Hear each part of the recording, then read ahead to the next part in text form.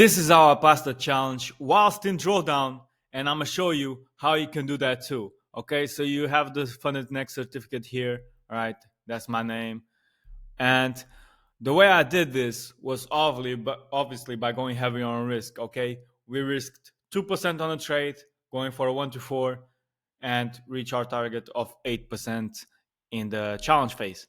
Okay, so this trade was kind of internal. It was on 30 May, and keep this in mind. The challenge was passed in one single trade, guys. Fresh account, first trade, boom, challenge pass.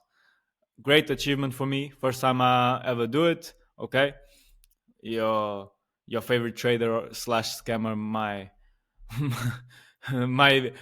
already have those records on a more consistent basis, but hey, just not for me. Okay, so we go on this day.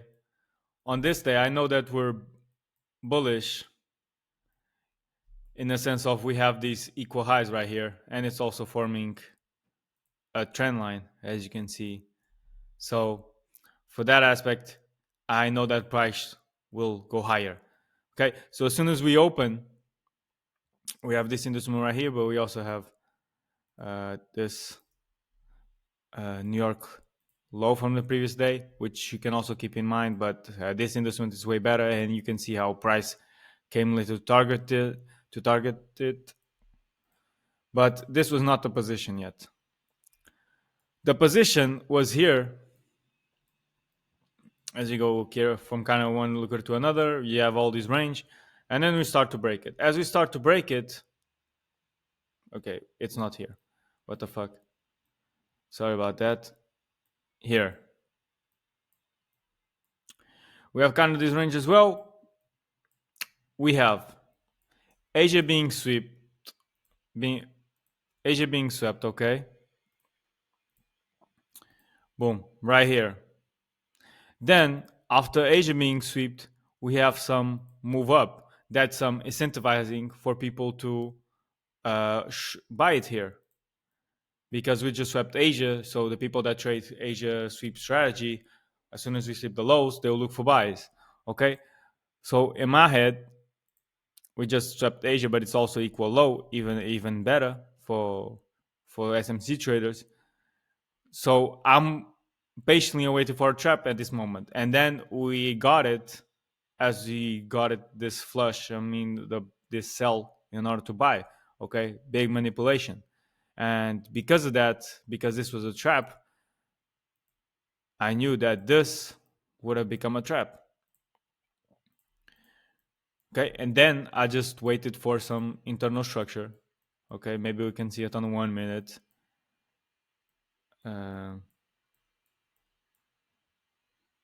It's gonna take some time, maybe.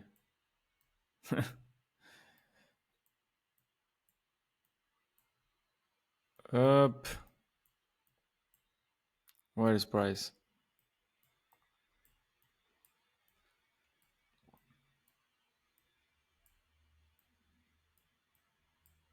Here, am I lost or what?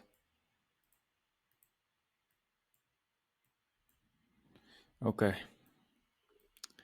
And so in here, all I want, okay, is some kind of structure for me to place myself. As you can see, there's nothing much on the left, but then we go lower, okay, go a bit higher, go again back lower, and now I have this structure right here. And that's how I did it. No limit, because most of the times price just runs away, okay, at least for my strategy. And quite a small stop loss, as you can see. I'm gonna just take off the indicator right here, at least with the London and New York session. And then we went slightly a bit higher than 4R, just because of the commissions and all that stuff. So 4.30 or something. And normally I go for a 1 to 3.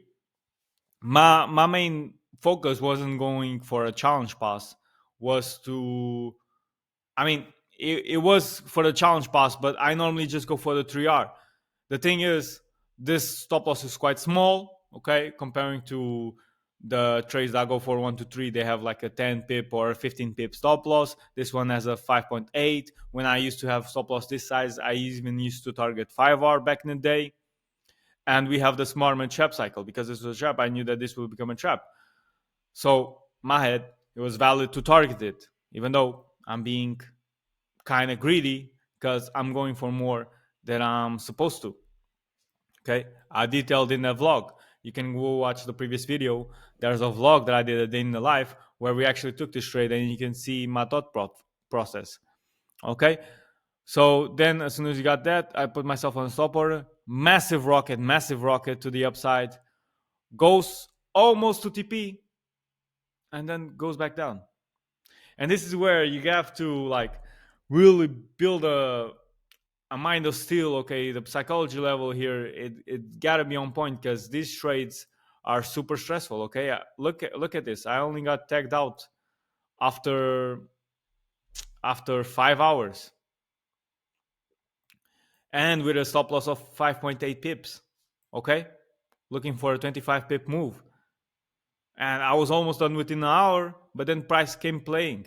Okay, and multiple things I explained on the vlog, but like I could aggressively trail the stop loss here when it was super close to TP, but I'm thinking this is a challenge. I don't really care. Okay, just let it be. Let it be. Do like in backtesting. If you don't trail your stop loss in backtesting, don't do it in live markets. Okay, if this was an account that I really cared for, if this was a huge amount, if this was a funded account, I would perhaps, I mean, not perhaps, like very likely trail the stop loss aggressively here, especially if I'm targeting way that I'm more than I'm supposed to. But in this case, I mean, I just gotta accept it. And even when we were here, I was telling myself it's gonna be a break even, it's gonna be a break even, it's gonna be a break even. Because you gotta always think on the worst possible outcome in order for these trades not mess you up your psychology, and then you go with those emotions, okay, and you put them towards the next trade, and then you do some mistakes, obviously. So then we went super close to getting our TP, super close to getting our break even, then again, and then we finally got tagged out with the TP. Okay, this is also stressful because we went as an intercession movement. Okay, because the London session was over, and then if you understand liquidity, you understand there's a thing called sessions liquidity. Okay, most people just adapt that concept to Asia, but you can really use it for London and Asia and New York. Sorry, New York session. Sorry, my English fucked up today. But hey, you can see how we end London, okay, and then New York likes to sweep the highs and lows of London, the same way as London likes to usually sweeps the highs and lows of Asia session. All right.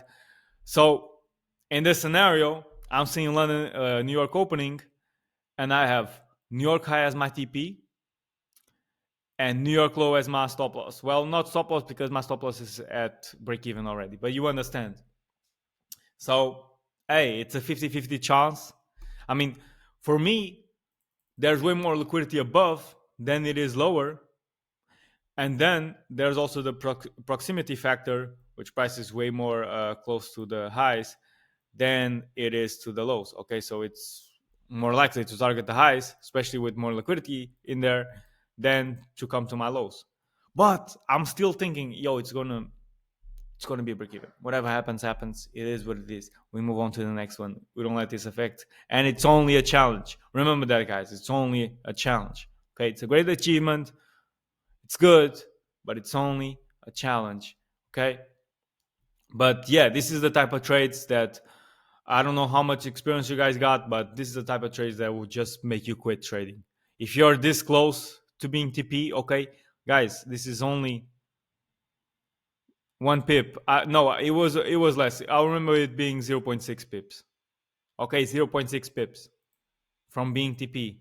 And imagine from being that close to getting yourself a win, a huge win, to being back to break even. That has happened to me multiple times. but I didn't quit trading. But I can understand if you are this close to getting a TP, then price comes to tag you out break even and you quit trading. I know it's frustrating, but hey, if you manage to keep going, then it's only a matter of time before you can actually achieve these results. Okay, you might say, "Yeah, I got lucky. I got lucky." Bro, but you haven't seen the stuff I got in the past. Okay, you wouldn't say it was lucky back then, right? I've gotten trades that I needed to be TP as well, where less than a pip, same thing, less than a pip from TP, and it went all the way back down to my break even. That's my fault. I'm not crying about it, but hey, I got lucky now, but I was also unlucky in the past, let's say. And it's not a matter of luck and unluck, it's all a matter of probabilities. Okay?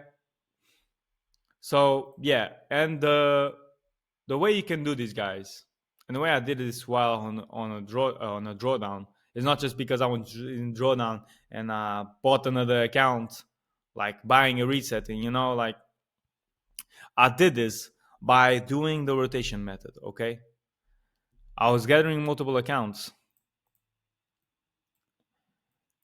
and you trade them differently. Okay, I want you to get a bunch of challenges, right, and you trade them differently. By account number one,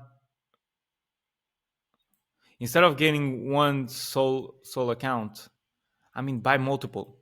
Divide that budget. It doesn't mean spending more money. It just means divide that budget and get multiple accounts. At the end, you might get less in funding, but ask yourself, if you lose that big one of funding, then you lose it. There's no coming back. Whether if you go for multiple ones, one can just cover for all the losses, all right? And it's better to have a small funded account than a big one, than a big challenge that was blown.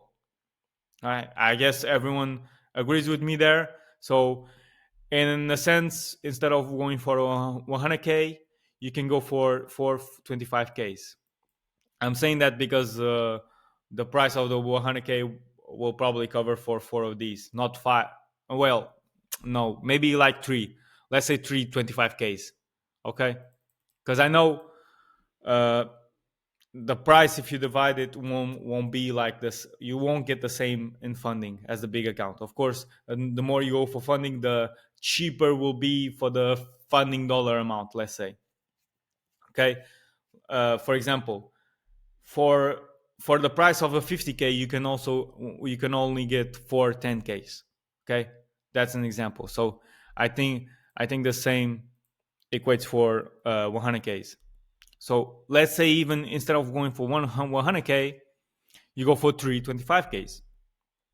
Okay, so even if you're having the worst moment, like you do a trade -1, okay, you take a trade on one sole account, okay, boys, because if you do a copy trade, you can, if you're in a run on a huge winning streak, yeah, that's good, you pass them all together. But what if you're in a losing streak? You blow them all at once. Okay, so the best case scenario is actually this. And I know that you might be thinking, well, I want to get funded fast. You shouldn't be thinking like that. But and this scenario will only slow it down. In a sense, yes, but in another sense, you can actually get funded faster. It all depends. It's all a matter of probabilities, okay? Because what I'm about to show you is you can have a -1, I don't know, -1, change the account, -1, -1. Here you get like a +3, okay? Then you get like a -1. Then you get like a break even. I don't know. Then you get like a +3. Then you get a -1. Then you get like a +3. Then you get like a break even, let's say. Then you get a -1. Then you get a -1. Then you get a +3. Okay? You see what's happening here? This account is getting all the wins. But you're not just winning. You don't have a 100% win rate. Okay? This account is getting all the wins. but the others are getting all the losses. Okay, this account is getting all the losses. That's one thing that can happen. You might have, I mean, it's all let's say luck. It's not real luck, but depends. It's all a matter of probabilities, like I said. But you have one account that might luckily get all the wins, and you might have other on the other side that gets all the losses. But then again, that's the sacrifice you're doing. At least this one will be funded and will cover for these two if they get blown. You can do this as a gambler even. You don't need to be profitable to actually pass challenges. But if you're profitable, then you're obviously going to get more funded than blown. Okay, because you're having a strategy. But hey, even if you're just risking 1%, this account is -5. Okay, you still got it. This account is -3 plus 3 break even. It's at 0 break even. This account is at 8. Oh, what a awful 8. So it's passed. This account is passed. This account is a break even. This account is drawdown. But wouldn't this be better than combining everything together? Because if you combine everything together, then your performance is a cool 3R, let's say. But the 3R after 5, 10, 15 trades, I don't know. Is that a big result for you? Out of 15 trades, only getting a 3R? I mean, you would argue that your performance was quite awful here, right? -1, -1, -1, -1, win, -1, -1 was kind of awful. So would you rather being 3R up, maybe on a challenge, or having a challenge pass, one challenge at 0, and maybe one at drawdown? Which one would you rather have? So that's also the argue, because you would say it takes more time to get funded this way, but if you are trading all the trades on one single account and you're a break even, especially, you're up 3R, so you're still trading that account. Whereas here, boom, you have one that's already funded. Okay, and if you're in a huge drawdown, you don't blow an account straight ahead. Okay, you're like -2 on the account, -3 on the other, and like -5 on the other. Okay, and it's not huge drawdowns. You can still save them all. All right, I hope you get that example. That's what I'm always preaching you to do, and it's way better for psychology as well, because you're not focused on this one single account. Okay, you're having